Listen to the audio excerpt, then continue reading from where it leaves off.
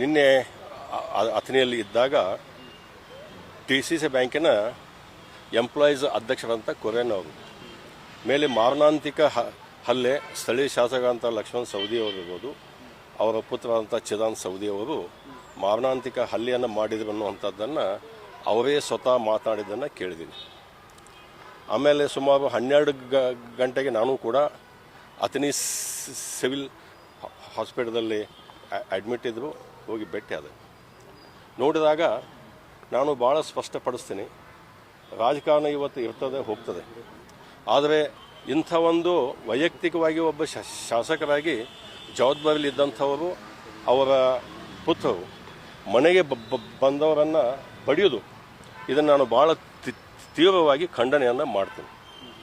ಕಾರಣ ಹೇಳಿದ್ರಂಥವ್ರು ಇಲ್ಲ, ಅವರು ಅಳಿಯ ಒಬ್ಬರು ಅಲ್ಲೇ DCC ಬ್ಯಾಂಕ್ನಲ್ಲಿದ್ದರು, ಶಂಕರ್ ಅನ್ನುವಂಥವ್ರನ್ನು, ಅವರ ಟ್ರಾನ್ಸ್ಫರ್ದಲ್ಲಿ ನಿನ್ನ ಪಾತ್ರವಿದೆ ಅನ್ನುವಂಥದ್ದನ್ನು ಒಂದು ಮನಸ್ಥಿತಿ. ನಾನು ಕೇಳ್ತೀನಿ, ಇವರು ಎಂಪ್ಲಾಯೀಸ್ ಏನು ಪಾತ್ರ ಇದೆ? ತಾವು ಡೈರೆಕ್ಟರ್ ಇದರಿ, ಕಮಿಟಿ ಬೋರ್ಡ್ ಒಳಗೆ ನಿರ್ಣಯ ಆಗಿ ಸುಮಾರು ಇವ್ರ ಜೊತೆಗೆ ಸಾಕಷ್ಟು ಜನರನ್ನು ಒಂದು ನಿಯಮಾನುಸಾರವಾಗಿ ಬದಲಾವಣೆಯನ್ನು ಮಾಡಿದ್ದಾರೆ.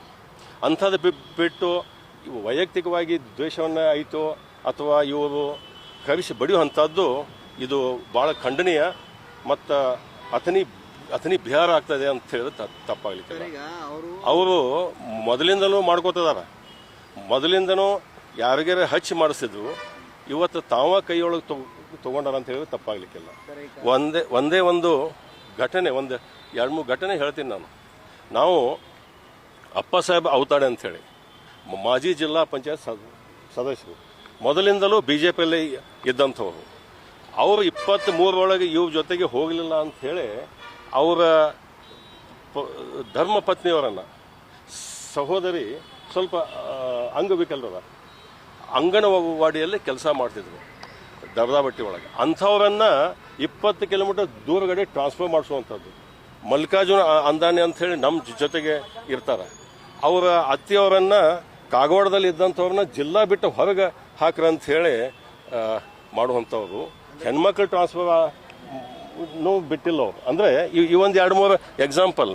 ಪೊಲೀಸ್ ಸ್ಟೇಷನ್ನು ಇವತ್ತು ಸಂಪೂರ್ಣವಾಗಿ ಅವರ ಕೈಗೊಂಬೆ ಆಗಿದೆ ಅಂತ ಹೇಳಿದ್ರೆ ತಪ್ಪಾಗಲಿಕ್ಕಿಲ್ಲ. ರಕ್ಷಣೆ ಕೊಡೋರನ್ನ ಪೊಲೀಸರ ಬಗ್ಗೆ, ಖಾಕಿ ಬಟ್ಟೆ ಬಗ್ಗೆ ನನಗೆ ಅಪಾರವಾದ ಗೌರವ ಇದೆ, ಆದರೆ ರಕ್ಷಣೆ ಕೊಡೋರೇ ಅವ್ರು ಹೇಳ್ದಂಗನ ಕೇಳಕತ್ರ ಇದು ಭಾಳ ಒಂದು ಗುಂಡಾಗಿರಿಯ ಒಂದು ಸಂಕೇತ ಅಂತ ಹೇಳಿದ್ರೆ ತಪ್ಪಾಗಲಿಕ್ಕಿಲ್ಲ. ಅಂದ್ರೆ ದ್ವೇಷ ರಾಜಕಾರಣ ಅತಿಯಾಗಿದೆ ಅಂತಾರೆ ತಾಲೂಕಿನಲ್ಲಿ. ದ್ವೇಷ ರಾಜಕಾರಣ ಅವರು ಶಾಸಕ ಮಾತಾಡಿದ್ದನ್ನೇ ಕೇಳ್ತಾ ಇದ್ದೆ ನಾವು. ಇಲ್ಲ, ಇದು ಗೋಕಾಕ ಇದಾವ್ರದ ಪ್ರಚೋದನೆ ಐತೆ ಅಂತೇಳಿ. ಅಲ್ಲ, ಗೋಕಾಕದವ್ರೆ ನಿಮ್ಮನ್ನು ಮನೆ ಕವಿಸೆ ಬಡಿ ಅಂತ ಹೇಳ್ಯಾರ ಅವರು. ಯಾಕೆ ನೀವು ಗೋಕಾಕ್ ಅಂತಾರೆ? ಈಗ ಅಥಣಿ ಒಳಗಿದ್ದಂಥವ್ರು ಸಾಕಷ್ಟು ದಬ್ಬಾಳಿಕೆ ಮಾಡಾಕತ್ತೀರಿ. ಸಾಕಷ್ಟು ಪೊಲೀಸ್ ಸ್ಟೇಷನ್ನು ಒಂದು ಸುಮಾರು 15 ವರ್ಷ ಪೊಲೀಸ್ ಸ್ಟೇಷನ್ನು ಪತ್ತುಗಳು ತುಂಬ್ತೀನಿ ಬಿಟ್ಟರೆ ಅವ್ರು ರಾಜಕಾರಣನೇ ಮಾಡಿಲ್ಲ. ಇದನ್ನು ನಾನು ತೀವ್ರವಾಗಿ ಖಂಡನೆ ಮಾಡ್ತೀನಿ. ಶಿವಯೋಗಿ ಕ್ಷೇತ್ರ, ಸಿದ್ದೇಶ್ವರ ಪಾಂಡ್ರೆಯಲ್ಲಿ ಇಂಥದ್ದು ನಡಿಬಾರ್ದು. ನಾವು ಕೂಡ ಇದ್ದೇವೆ. ಒಂದು ಟರ್ಮ್ 2018ರಿಂದ 23ವರೆಗೆ ಒಬ್ಬ ಅಥಣಿ ಕ್ಷೇತ್ರದ ಜನರ ಆಶೀರ್ವಾದದಿಂದ ಕೆಲಸ ಮಾಡೀನಿ, ಆದರೆ ದ್ವೇಷ ರಾಜಕಾರಣ ಮಾಡಿಲ್ಲ. ಅಲ್ರಿ, ಅವ್ರಿಗೆ ರಾಜಕೀಯ ಷಡ್ಯಂತ್ರ ಅಂದ್ರೆ ಇವ್ರನ್ನ ಕರೆಸ್ರಿ, ನೀವು ಬಡೀರಿ, ಅವ್ರು ಹಿಂಗೆ ಸ್ಟೇಟ್ಮೆಂಟ್ ಕೊಡ್ತಾರ ಅಂತೇಳಿ ಹೇಳ್ತಾರೆ.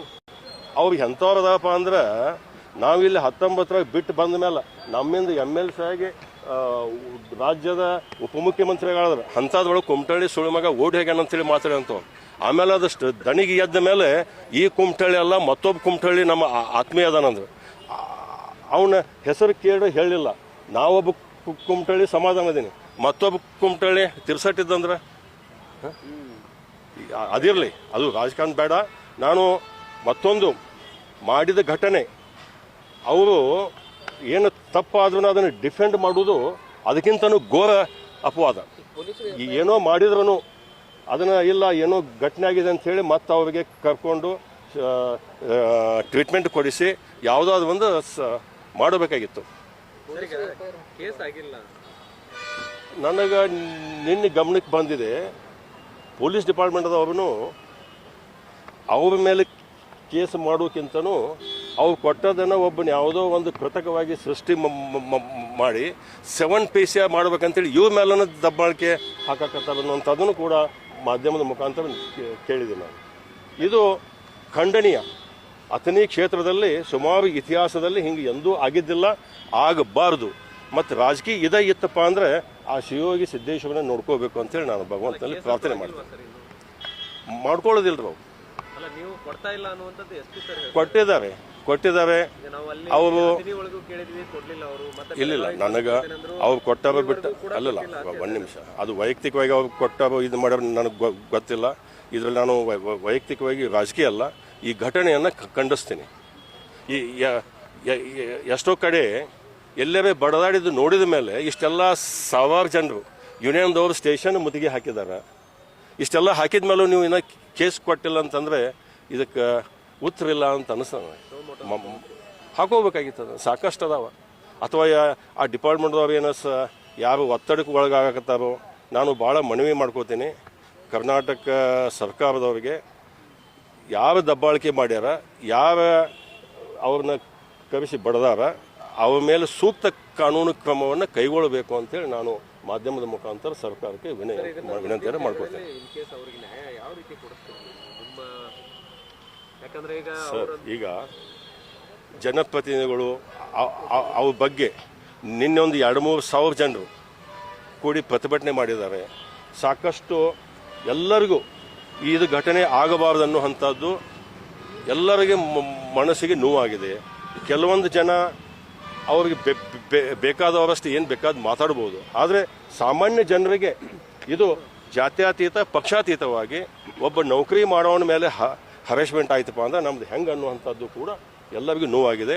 ಅವರಿಗೆ ಭಾಳ ಸ್ಪಷ್ಟಪಡಿಸ್ತೀನಿ, ಬರೀ ಯಾವುದಾರ ತಾವು ಮಾಡೋದು ಮಾಡಿದ ಮೇಲೆ ಅದು ಗೋಕಾಕ ಅನ್ನೋದು, ಅದು ಗೋಕಾಕ ಅನ್ನೋದೊಂದು ಬಿಟ್ಟರೆ ಅವರಲ್ಲಿ ಮತ್ತೊಂದು ಯಾವುದೂ ಶಬ್ದನೂ ಇಲ್ಲ, ಉತ್ತರನೂ ಇಲ್ಲ ಅಂತೇಳಿ ನಾನು ಈ ಸಂದರ್ಭದಲ್ಲಿ ಭಾವಿಸ್ತೀನಿ. ಗೋಕಾಕ್ ಕಡೆ ತಿರ್ಸ್ತಾರೆ. ಇದು ಥ್ಯಾಂಕ್ ಯು.